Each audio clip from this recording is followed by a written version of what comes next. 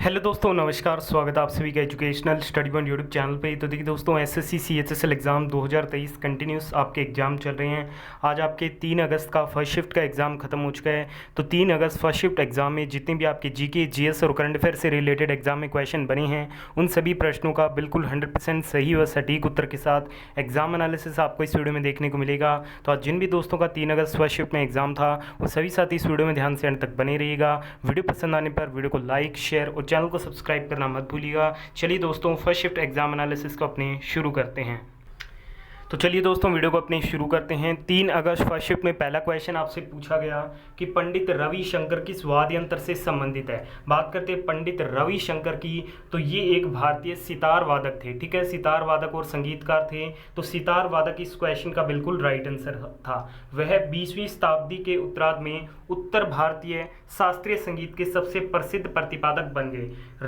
पंडित रविशंकर को 1999 में भारत का सर्वोच्च नागरिक सम्मान भारत रत्न से पुरस्कार दिया गया था। उन्होंने 1938 में दरबार के संगीतकार अलाउद्दीन खान के अधीन सितार को सीखने के लिए नृत्य छोड़ दिया था। तो पूछा गया था पंडित रविशंकर किस वाद्य यंत्र से संबंधित हैं, तो ये सितार वादक थे। ठीक है, अगला क्वेश्चन फर्स्ट शिफ्ट में पूछा गया, कांग्रेस की स्थापना किस वर्ष में हुई थी। कांग्रेस की जो स्थापना है वो 1885 में हुई थी। तो 1885 इस क्वेश्चन का आपका बिल्कुल राइट आंसर था। भारतीय राष्ट्रीय कांग्रेस की स्थापना 72 प्रतिनिधियों की उपस्थिति के साथ 28 दिसंबर 1885 को बंबई के गोकुल दास तेजपाल संस्कृत महाविद्यालय में हुई थी। इसके संस्थापक महासचिव जनरल सेक्रेटरी ए ह्यूम थे, जिन्होंने कलकत्ता के व्योमेश चंद्र बनर्जी को अध्यक्ष नियुक्त किया था। ठीक है, कांग्रेस का जो पहला सेशन हुआ था उसके जो अध्यक्ष थे वो व्योमेश चंद्र बनर्जी थे।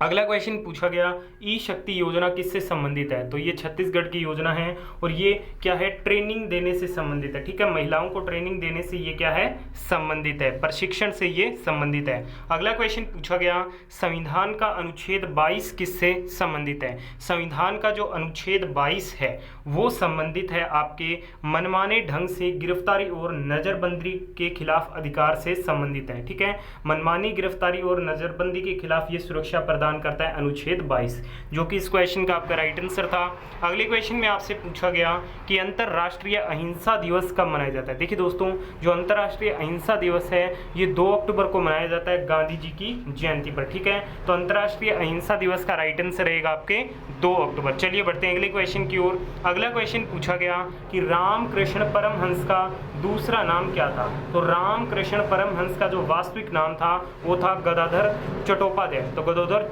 चट्टोपाध्याय इस क्वेश्चन का आपका बिल्कुल राइट आंसर था।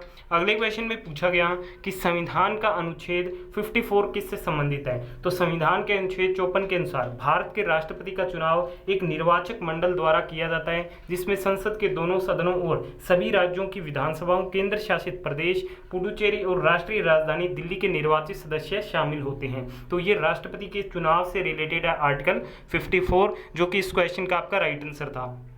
अगला क्वेश्चन पूछा गया, संसदीय प्रणाली संविधान में किस देश से ली गई है। तो ये ब्रिटेन से ली गई। ठीक है दोस्तों, तो ब्रिटेन इस क्वेश्चन का आपका राइट आंसर था। अगले क्वेश्चन में पूछा गया कि T20 विश्व कप 2022 का विजेता कौन था। तो 2022 का जो T20 विश्व कप है ये ऑस्ट्रेलिया में आयोजित हुआ था। ठीक है, जहाँ पे इंग्लैंड फाइनल में जीता था पाकिस्तान को हरा के। विजेता था इंग्लैंड, उप विजेता था पाकिस्तान। ठीक है, अगला क्वेश्चन पूछा गया, 2011 की जनगणना के अनुसार भारत की साक्षरता दर कितनी थी। तो ये थी 74.04%। अगला क्वेश्चन पूछा गया, अवंती किसकी राजधानी थी।